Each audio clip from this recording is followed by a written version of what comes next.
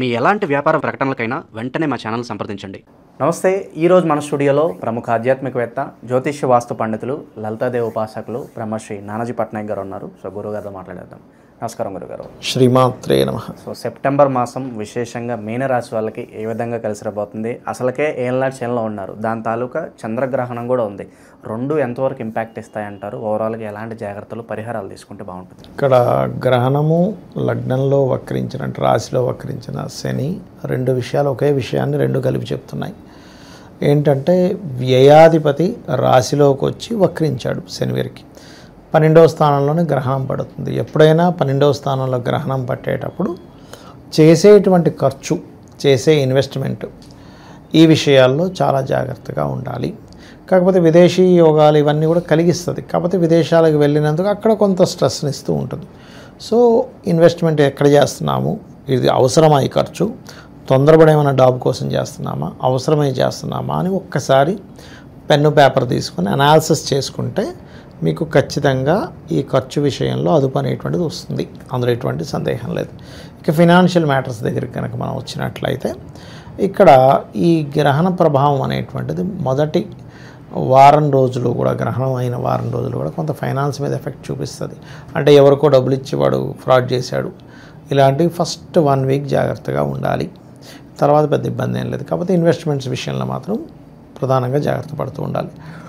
ఇక insurances related money కొంత రావడానికి 2వ అధిపతి 8లో ఉన్నందుకు శుభుడే కదా, కాబట్టి అటువంటి ఫలితాలు వస్తాయంటే అది కార్ ఇన్సూరెన్స్, ఏదో ఒక ఇన్సూరెన్స్, ఏదో హాస్పిటలైజేషన్ అయిందా, ఏదైనా వీళ్ళకి రావడం అనేటువంటిది బలంగా చూపిస్తుంది.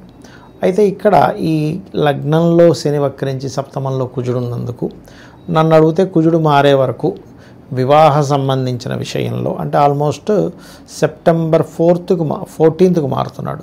సో నన్ను అడిగితే ఈ మాసంలో సెప్టెంబర్ 14th వరకు వివాహ సంబంధించినటువంటి విషయాలలో ఎటువంటి నిర్ణయాలు తీసుకోకపోవడమే చాలా ఉత్తమం. ఇక వీళ్ళకి డ్రీమ్ హోమ్, డ్రీమ్ కార్, ఒక పొలము, ఒక తోట, ఒక ఎడ్యుకేషన్ పరంగా ఒక ఇది సాధించాలనుకునేటువంటి వారికి this is the right time. అంటే ఒక డేర్ చేయడానికి, ఒక స్టెప్ ముందుకు వేయడానికి. ఎప్పుడూ ఆగిపోయే బ్యాక్లాగ్స్ ఉన్నాయి, మళ్ళీ ఇప్పుడు నేను కంప్లీట్ చేస్తానంటూ ఉంటారు. ఇటువంటి వాటికి చాలా మంచి యోగం.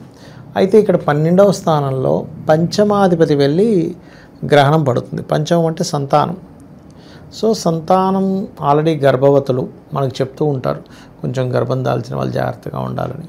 ముఖ్యంగా తులారాశి వారు అండ్ మీనరాశి వారు జాగ్రత్తగా ఉండాలి. ఎందుకంటే తులారాశి వారికి ఏమో పంచమంలో గ్రహణం, మీనరాశి వారికి ఏమో పంచమాధిపతి గ్రహణం.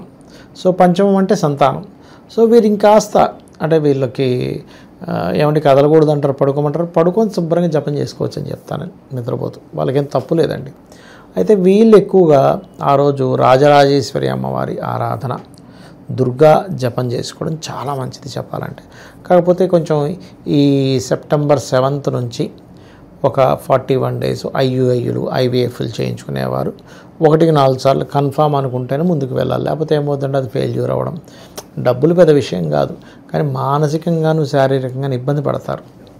అది ప్రధానంగా కొంచెం చూసుకోవాలి. అయితే వీళ్ళకి 17th నుంచి ఆల్మోస్ట్ రవి బుధులు ఇద్దరూ సప్తమంలో ఉంటారు. 15th ఏమో బుధుడు వస్తున్నాడు, దాని తర్వాత రవి వస్తున్నందుకు కొంచెం వీరి యొక్క జీవిత భాగస్వామికి ఎప్పటి నుంచో ప్రమోషన్ కోసం వెయిట్ చేసేటువంటి వారికి ప్రమోషన్స్ రావడము, లేదా జీవిత భాగస్వామి ఉద్యోగరీత్యా వేరే ఇతర రాష్ట్రాలకు కావచ్చు, ఇతర దేశాలకు కావచ్చు, వ్యాపారరీత్యా అనుకోండి, ఉద్యోగరీత్యా అనుకోండి, కొంచెం అది సపోర్టివ్గా ఆ యొక్క ఫలితాలు రావడము. మరియు బంధువర్గంలో వారితో ఏదైనా మెడికల్ రంగాలకు సంబంధించిన దాంట్లో వాళ్ళు కొంత పార్ట్నర్షిప్ కలుస్తానని, వీళ్ళకి కొంచెం చూడండి, కొంతమందికి ఒక 10 కోట్ల ప్రాజెక్టు, 5 కోట్లు ఉంటే 5 కోట్లు ఉండవు.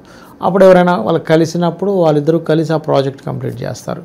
అలా ఎవరైనా మంచి అంటే మెడికల్ రంగాలు, లేకపోతే తండ్రి తరపు వాళ్ళు, తండ్రి ఏదైనా సపోర్ట్ చేస్తానని, లేదా బావమరిది, మామయ్యలు, ఇలాంటి వారి యొక్క సపోర్ట్ వీళ్ళ యొక్క బిజినెస్లో రావడము, ఇటువంటివి బలంగా చూపిస్తున్నాయి చెప్పాలంటే.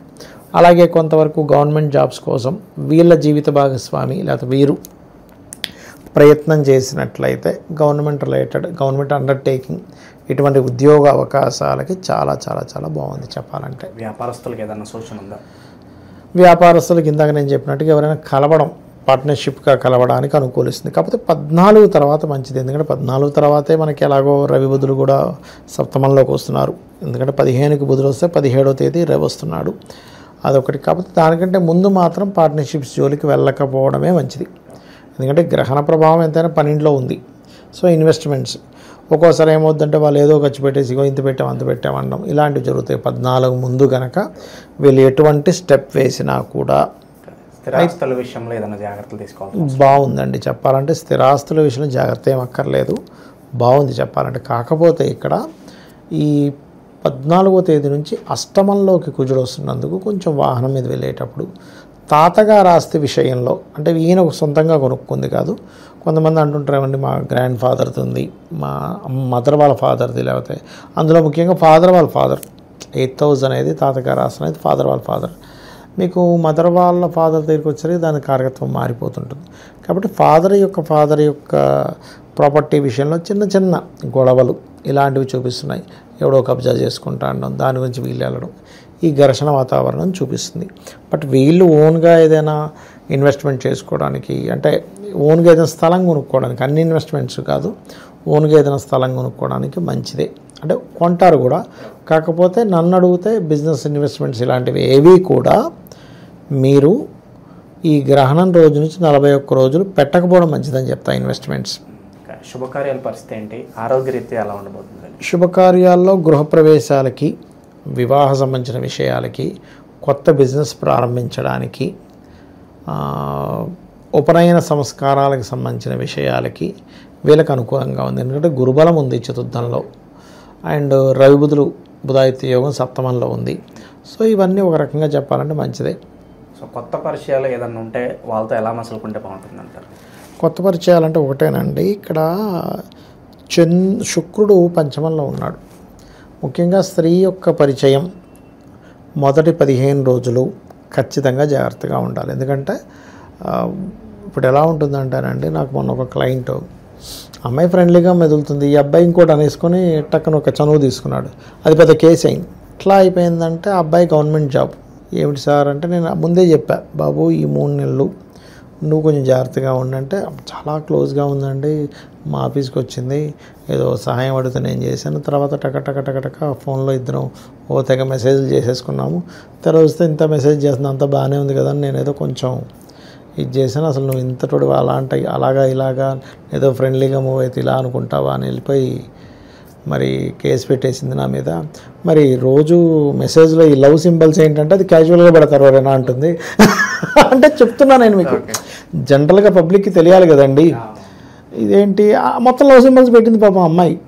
అంటే ఏదైనా ఒక మెసేజ్ పెట్టడం, మెసేజ్లో లాస్ట్లో లవ్ పెట్టడం, వీడికి ఏమనిపిస్తుంది, అరే అమ్మాయి ఏదో పాపం లవ్ చేస్తుందేమో అనే దాంతో ఒక స్టెప్ ముందుకు వేసాడు, అది పెంట అయిపోయింది అక్కడ. కాబట్టి శుక్రుడు ఎప్పుడైనా మీనలగ్నం వాళ్ళకి పంచమ స్థానంలో సంచరించేటప్పుడు అక్కడ అవతల వాళ్ళ వైపు నుంచి లవ్లా అనిపిస్తుంది, కానీ అది ఒక రాంగ్ స్టెప్ అవుతుంది. ప్రేమ విషయాల్లో కాకుండా ఇతర విషయాల్లో కూడా ఏదో అవకాశం మనం వెంటబడి వస్తుంది అనిపిస్తుంది, కానీ అక్కడే మోసపోయే అవకాశం ఏదో ఉంటుంది అక్కడ, అది ఖచ్చితంగా జాగ్రత్త పడాలి అలాంటివి. అంటే మన ఎఫర్ట్ లేకుండా ఎదురుగా ఏదన్నా వస్తే ఏదో డౌట్ పడాల్సిందే అంటారు. అలా కాదు, ఎఫర్ట్ లేకుండా వచ్చేది ఒక్కోసారి యోగం వల్ల వస్తుంది, కానీ ఎఫర్ట్ లేకుండా వచ్చినప్పుడు మనకి నిమిత్తాలు చెప్తాయి. అంటే చుట్టూ ఉండే ప్రకృతి అది వెళ్ళేటప్పుడు ఏదో ఆటంకం రావడం, లేకపోతే వెళ్తూ వాళ్ళకి ఫోన్ చేస్తుంటే కలవకపోవడం. నేను అడిగాను అప్పుడు ఆ అబ్బాయిని, నువ్వు పార్క్కి వెళ్ళారు యాక్చువల్గా ఇద్దరు, అక్కడ ఏదో కొంచెం ఇలా చేయడం చేస్తే ఏంటి ఇది అని గొడవ అయిపోయింది వాళ్ళిద్దరి మధ్య. ఏంటి అంటే కొంత ఈగో ఉంటుంది కదండి, ఏంటి ఇన్ని రోజులు లవ్ అది మెసేజ్ పెట్టావు అంటే నేను ఇప్పుడు చేశాను నేను ఎట్లా. ఇప్పుడు మరి అలాంటప్పుడు సినిమాలకి పార్కులకి తిరగడం ఎందుకు కదా. అంటే కొంతమందికి తెలియక ఫ్రెండ్లీ అనుకుంటారు కొంతమంది, కానీ అవతల వాళ్ళు అలాగే తీసుకోవాలని రూల్ లేదు కదా. అలాగా వచ్చినప్పుడు నేను అడిగాను, బాబు నువ్వు మరి వెళ్ళేటప్పుడు ఒక నిమిత్తం చెప్తుంది నీకు అంటే, అవును సార్ నా బండి స్టార్ట్ అవ్వలేదు సార్ అన్నాడు.